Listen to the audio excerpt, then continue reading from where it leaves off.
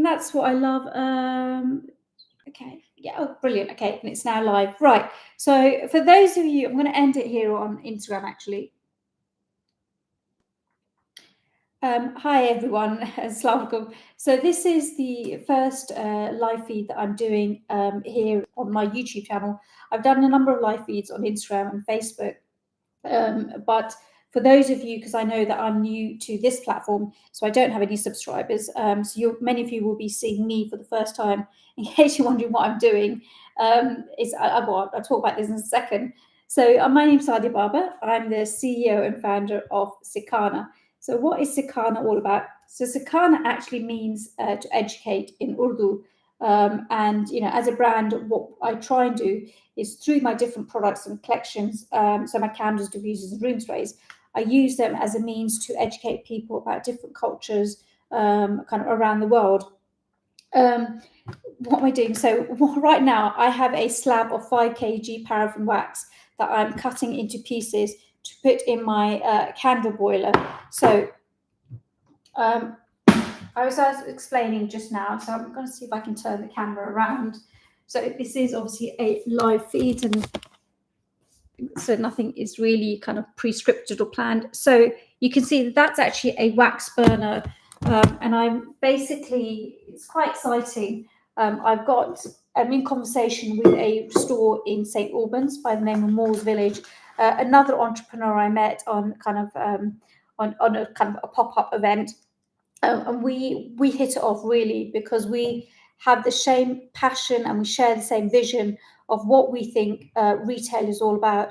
So Bolope, I hope I pronounced her name correctly, is kind of owner of the brand Moore's Village, and she's just opened up a shop in St Albans.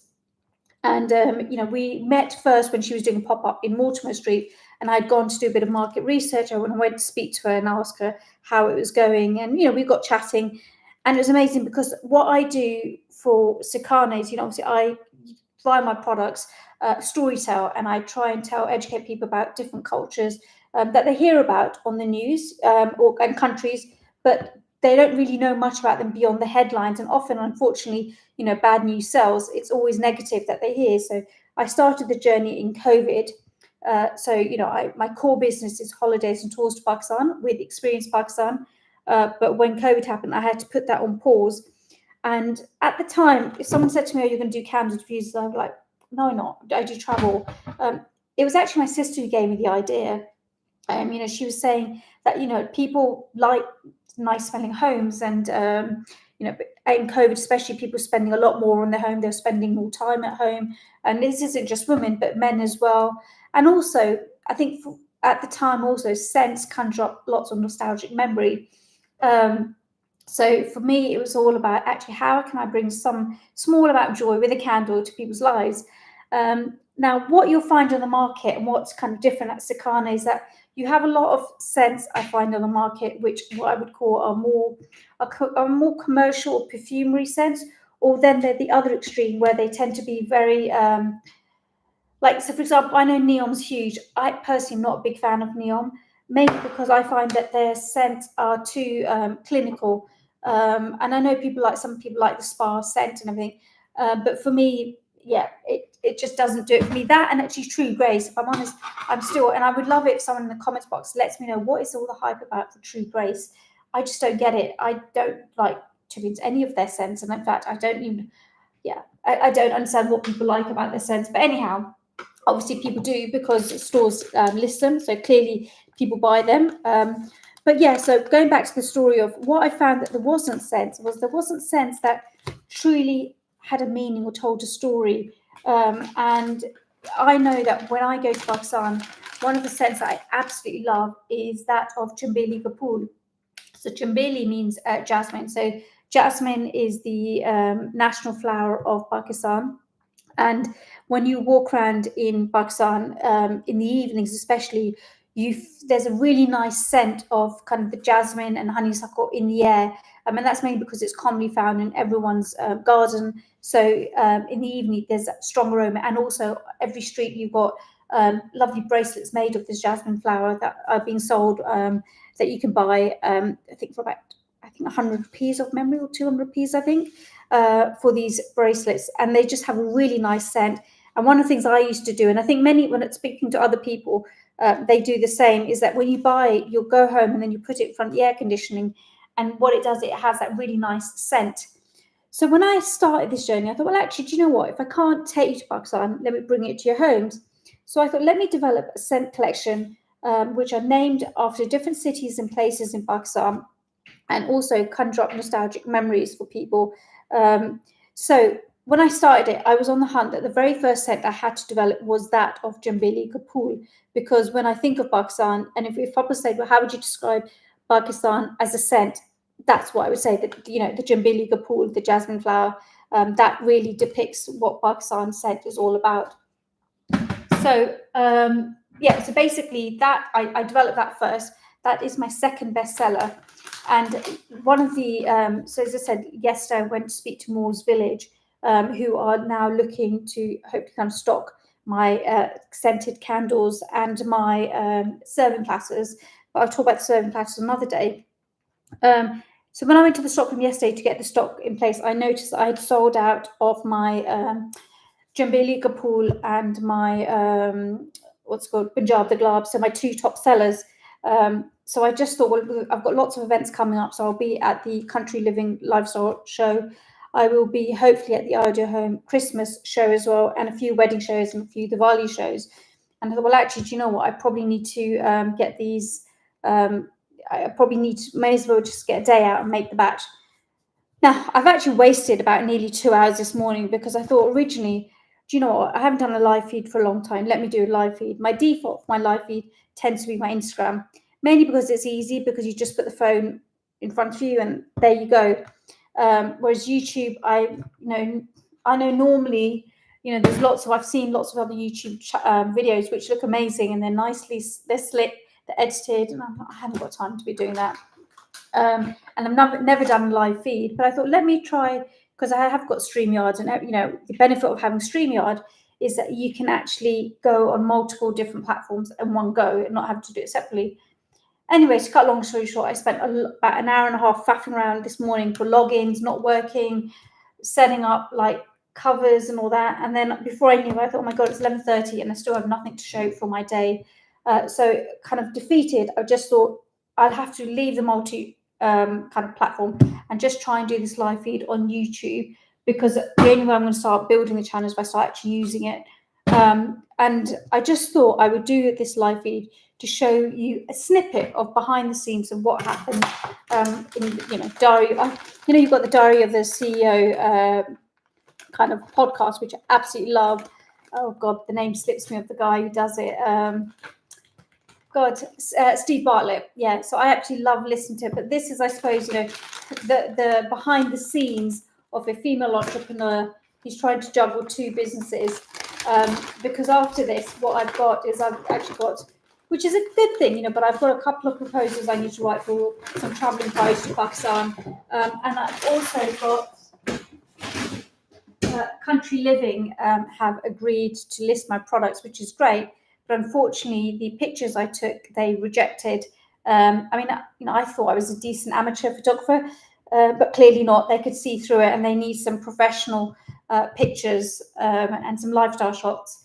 I did try and have a play on Canva Magic Edit to see, can I use some of the images I've got and just use Magic Edit to kind of make them lifestyle images.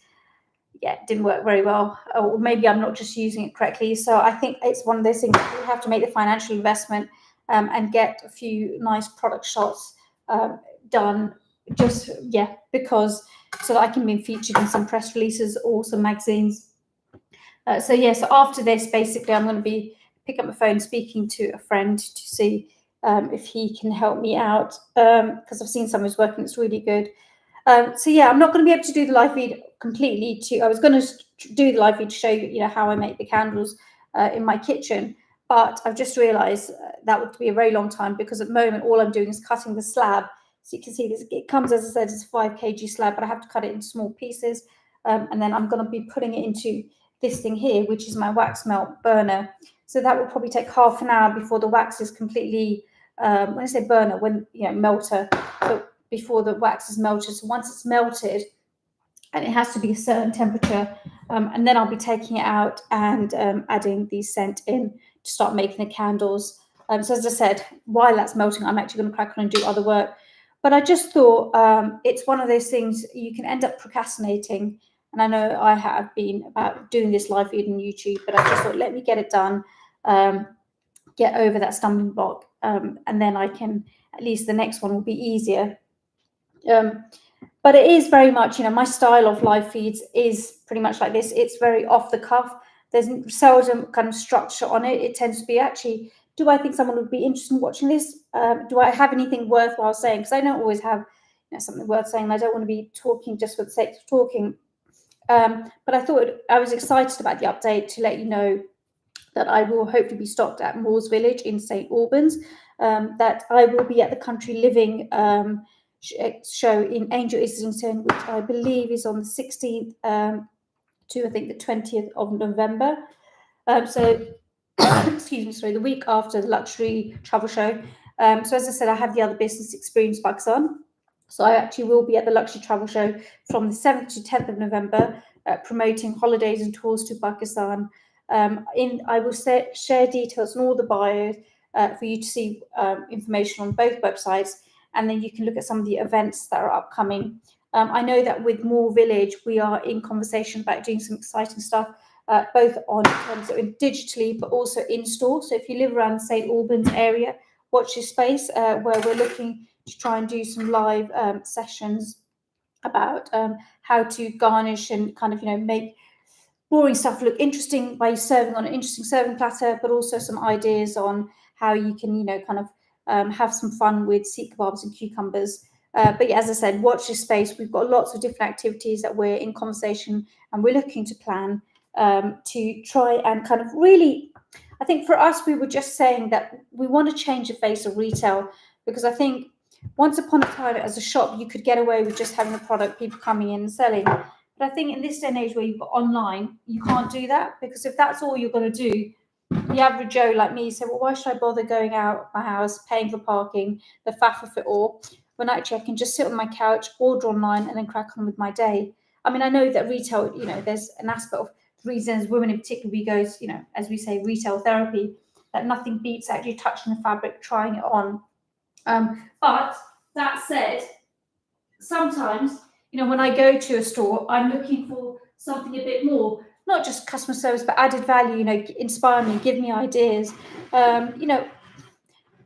Whilst COVID, kind of we went on to technology, and then what it did teach us that as we are social bunnies as human beings, we like the interaction, we do like the human connection, and technology can only fill that so much. And I think sometimes when you go, and I do understand it, where when you've got business rates and you're a large store and you're trying to cut costs, unfortunately the first cost they tend to cut is manpower.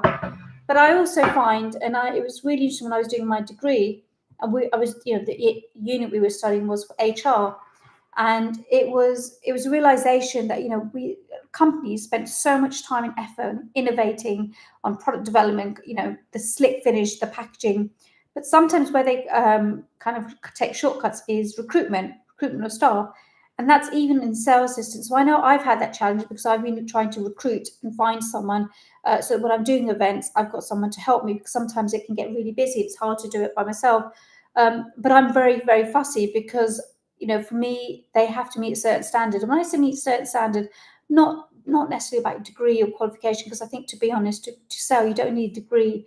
But actually what you do need is, you need to be a bit of an extrovert. You need to have comm skills. You need to be kind of out there. You also need to be able to take rejections, because the amount of times I get people who ignore me and walk past, which is fine. You have to be thick-skinned, and I put myself in their shoes. I've done the same probably when I'm out and about. I've got AirPods in and I'm in a rush. So I get it, but they're the skills and qualities I'm looking for. So yeah, going back to the point of stores, so when I do these pop-ups, one of the things I am noting, that the quality of staff isn't always there. That when you go, you've got people standing around but really not interested. They're not enthusiastic. They're just literally there clock watching. And that's the worst thing that can happen in retail, because in retail, as a customer, when you're going in, you can spot that. And I know the British customer doesn't like to be pounced upon either. They like their space. but equally they also like to be acknowledged in terms of know that they've been acknowledged, so that if they have a question, there's someone there to hand to ask. And I say that because I remember when I used to do pop-ups at John Lewis, and I mean, when you're doing a pop-up, you still have to wear the John Lewis badge. I would get quite often mistaken as a John Lewis employee, which I didn't mind. I mean, I love working in retail. It wasn't a big issue for me. But it was mainly because they're like, we can't find anyone. And we just need some help on where this is.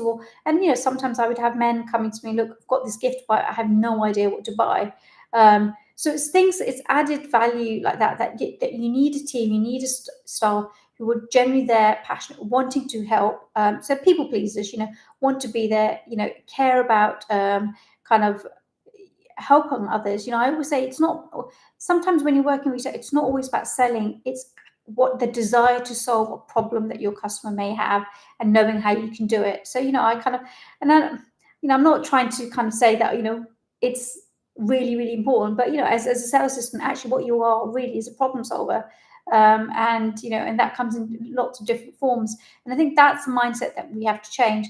Just trying to think what the original point was. So the original point that, Bloppe and I and Mooresville, we were talking about, actually, I think bricks and mortars, the reason that they're struggling at the moment is because I think they've lost focus, or they haven't got a distinct strategy of what is the strategy for their bricks and mortar versus online. And they are two different strategies. And I think that the mindset is still very much, well, it's there to just sell. And no, your online store is there just to sell. The bricks and mortars is there to sell and add more and add value that perhaps the online can't do as well. And I think that's an and more and added value bit that's been forgotten. And that's what Bloppe and I are trying to do. I mean, I know that we were in conversation of what we can do at Moores Village, and hopefully as things grow, we're hoping that we'll be able to get more pop-ups and more units around the UK, and bring that to life to you, to share the passion we have, whether that's kind of via book clubs based on different books from the different cultures, or we were talking about cooking and condiments.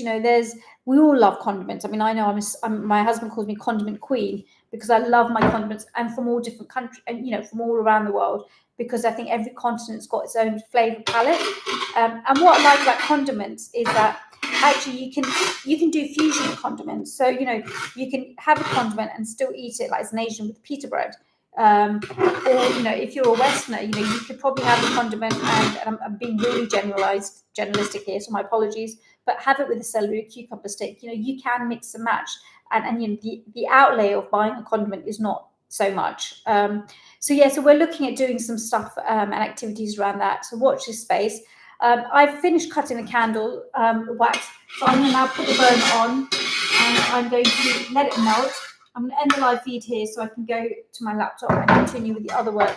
But just to let you know, in fact, what I might do is, while I'm doing the live feed, is, excuse me as I kind of leave the camera shot. So I basically have my candle vessels that come in boxes like this. So these are the white ones. So the jasmine and honeysuckle are in the white vessels, and the Punjab, the glove, are in the black ones. So just to let you know, the kind of the scent that the Chambelli Kapul is made up of is jasmine and honeysuckle. Now, it's not a scent that's necessarily native just to Pakistan, but I know that when I speak to my Iranian Greek customers, Indian customers, people from Thailand, a lot of them say actually, the jasmine flower is a scent that they also kind of can relate to, and it's a sense that they're familiar with. So, and I think it also reminds you sometimes that how small the world is. That yes, it's large, but actually, sometimes we're always so worried about looking at the differences. But actually, when we start talking and having conversations, we identify that there's quite a few similarities in the different cultures. So just to let you know what we're doing, or what I'm doing, is I've got my wicks here, and actually, while I do that, let me just put the wax on. 60 minutes. 60, yeah. Okay. So, and then I've got my sticky wicks here. So I'm just going to be sticking the bottom bit here. So I'm going to try and make 12 because 12 will keep me going.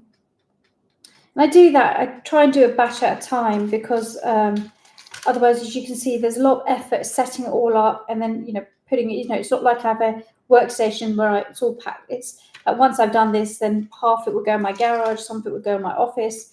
So there is a bit of a, task in just setting it all up as well. So in terms of my wax and my fragrance oils, I source them all. In fact, all my raw materials here are sourced from other UK suppliers, because one of the things I think that I was passionate about when I set the company up was about wanting to support other small businesses like myself.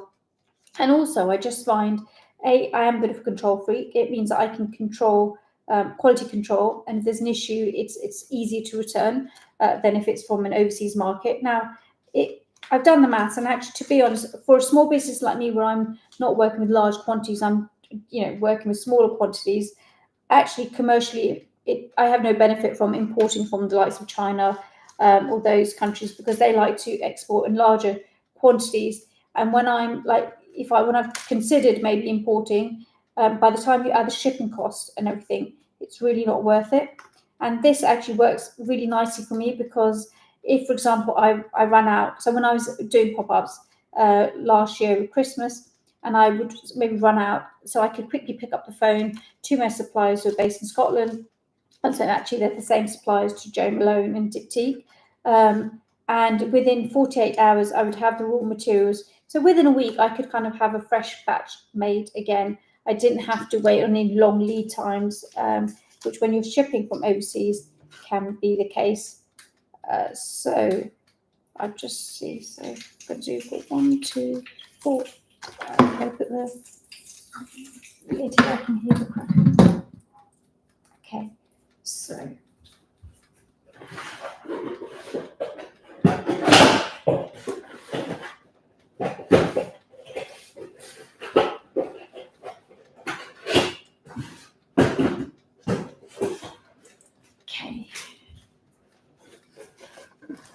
So once I've got those stuck, what I'm going to be doing is literally just taking this, sticking it in the middle.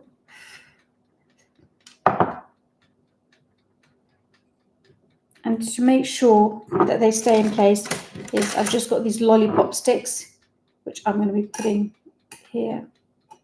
So that's the lollipop stick here. So what I would love, if anyone actually sees this later, there is to, in the comments and all that feedback, just let me know what you thought today's live feed, whether you'd like me to do more, what I could have done better, what I should do less of. It's always good and helpful to have feedback. I find it funny when I was in Pakistan. I think I was doing some live feeds on my Insta, and I was just filming for content to create later. And I had people saying, "Oh, are you like a vlogger?" And I'm like nearly 50 now, and I'm thinking to myself, I'm so not a vlogger, I'm so old for that kind of stuff. So even now, when I do these live feeds of YouTubes, and I tell my kids, my kids have a bit of a smile, and I'm like, but I have to also adapt. I know in this day and age, you've got to be on all platforms. When I say all platforms, not necessarily all digital platforms. I refuse to go on TikTok, although I have created an account there, but I've not really been on TikTok, because I know my target audience isn't there. Secondly, I just haven't got the time. And I don't know, maybe I'm missing out or not, but I think it's one of those things you just have to prioritize and see, where you can best use your time. And that's why I thought actually having a YouTube channel on which I can develop, and it's easier for me to handle, and it's not then lost, it's actually there, people are doing, is a better way for me to use my time. And also to use this, as I said, this is my first live feed, but over the kind of next few weeks when I do my live feeds, I don't always want to be doing it about product, but as the name suggests, it's Sakana, which means to educate. I actually want to use it to talk about whether it's a topical topic, and my view and opinion, or kind of some new drama or something that's coming up, or some exciting new business stuff that I've come up with. I mean, this will be another live feed we'll do another time, but I don't know if you're a small business owner and you're watching this. but Canva is something that I've been using, God, for the last 3 or 4 years. And I wish that when I started my business journey in 2018, someone had told me about Canva then, because I would have saved so much money on agency fees, paying for artwork and stuff like that. I mean, there are so many things, and I suppose you have to go on that journey to learn about it. But when I think back of some of the apps and some of the things that I use now, and I thought, oh, I wish someone had told me about this when I started my journey. And I probably will look to put together a handbook or have a specific live feed, which will all be all about that. If you are an entrepreneur and a new business owner, what are the 2 or 3 must-have apps that you need, which, to be honest, with which you can do all your work and save yourself a lot of money. So I've got 6 I've done here now. 1, 2, 3, 4. So I'm going to do 2 more for the Chambelli, and then I'm going to start on doing the Punjabi Glab. But I am literally kind of tired of talking. I've also got a pop-up that's just so I am of Muslim faith. Today is Friday, so we have Jummah prayers, and there is a really good live khutbah. Khutbah is like a sermon, a special sermon that's delivered on a Friday before the Friday prayers. And in COVID, a lot of it went virtual. And one of the companies that went virtual is Quran Club. So they continue to do that. So every Friday at 1:15, they have a live khutbah on Quran Club on YouTube, and they have it also on their Facebook as well. And I find that the speakers are really good. I love listening to their khutbahs, and often it won't just be a random khutbah. It will be topical in terms of it will be related to something that's been in the headlines that week. And the reason I like it is that for the youngsters, it makes it relevant, because otherwise sometimes we do some khutbahs, and I take my kids to some like Friday prayers, and the problem is the khutbahs are based on stories or stuff that a while ago in history, and kids can't relate to it. Whereas this khutbah, because it's, I think, done by young, it's Quran Club is owned by a young person. I think he's early 30s or mid 30s. So he gets it. He understands how you can make Islam relevant to the youngsters and make them, and make sure that they connect. So that's it. I'm going to end the live feed now. I hope you found this of interest. And while I continue to put these candles in, I'm going to go start preparing for Friday prayers. Thank you, everyone, and hopefully I will see you next time. Take care. Bye-bye.